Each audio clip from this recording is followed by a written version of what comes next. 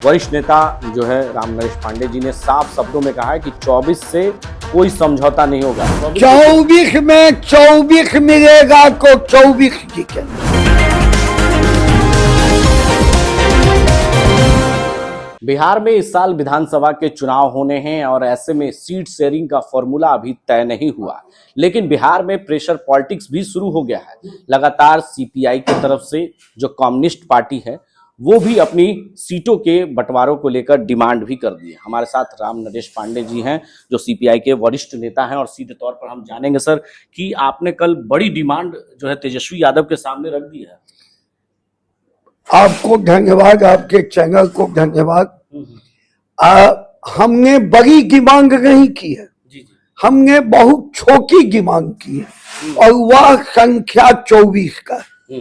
हमारा जनाधार बिहार के 243 विधानसभा क्षेत्रों में है और हम सब जगह वोट ट्रांसफर करने की क्षमता हमको महागठबंधन में सबसे ज्यादा है। इसलिए हमने न्यूनतम 24 सीट का डिमांड किया है। पिछले बार कितने सीटों पर आप चुनाव लड़े थे? हम 6 सीट पर लड़े थे, 2 पर जीते थे और हमारा 2020 में हमने गठबंधन बनाने में प्रथम रूप से प्रथम भूमिका अदा की थी। हमने नारा दिया था, सीपीआई का नारा है 243 सीट हमारा। हम अपने को पूरा महागठबंधन की ओर समर्पित किया कि गठबंधन की सरकार बने।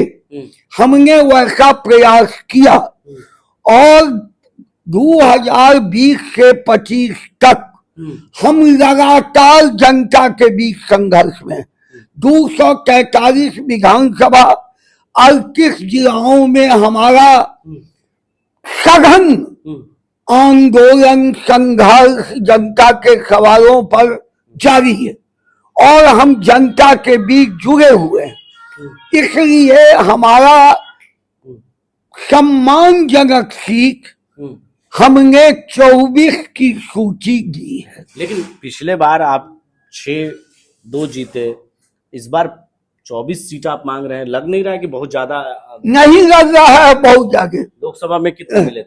लोकसभा में 1 मिले थे, लेकिन हमारा दावा जागे का था। हम 3 सीट का दावा कर रहे थे और विधानसभा चुनाव में भी उस बार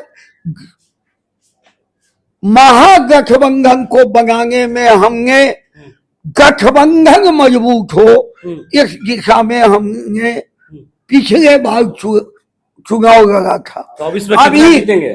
24 में 24 मिलेगा को 24 जीतेंगे। तो देखिए, हमारे साथ कम्युनिस्ट पार्टी के वरिष्ठ नेता जो है राम नरेश पांडे जी ने साफ शब्दों में कहा है कि 24 से कोई समझौता नहीं होगा। पिछले बार 6 से 2 जीते थे, लोकसभा में 3 मांगा था लेकिन 1 ही मिला। ऐसे में अब देखना होगा कि 2025 में सीट शेयरिंग का फॉर्मूला कैसे तेजस्वी यादव सेट कर पाते हैं, क्योंकि जो इस बार डिमांड और दायरा दोनों बढ़ा हुआ है जो उनके पार्टियां हैं जो गठबंधन में हैं, और ऐसे में अब देखना होगा कि दोनों के बीच कैसे तालमेल बैठ पाती है, क्योंकि इस बार विधानसभा का चुनाव काफी रोमांचक होने वाला है।